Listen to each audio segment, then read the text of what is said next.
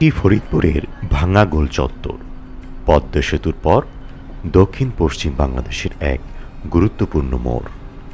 ঢাকা, বরিশাল ও খুলনা রুটের গাড়িগুলো এখান দিয়েই চলাচল করে, তাই সবসময় থাকে ব্যস্ততা আর গতির ছোঁয়া।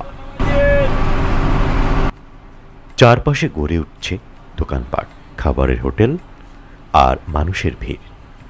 ভাঙ্গা এখন আর শুধু একটি উপজেলা নয়, এটি হয়ে উঠছে যোগাযোগ আর বাণিজ্যের প্রাণকেন্দ্র। এই চত্বরের গতি আর জীবনের স্পন্দন যেন বলে দেয় বাংলাদেশ এগিয়ে যাচ্ছে নতুন পথের দিকে। আপনি যদি দক্ষিণাঞ্চলের দিকে ভ্রমণ করেন, তবে একবার থেমে এই গোল চত্বরের গতি আর কর্মচাঞ্চল্য একবার দেখেই যান। আর সাবস্ক্রাইব করুন, লাইক বাটন শেয়ার করুন ট্রাভেল কিংডম ইউটিউব চ্যানেল। এ ধরনের আরও মজার মজার কন্টেন্ট পেতে আমাদের সাথেই থাকুন।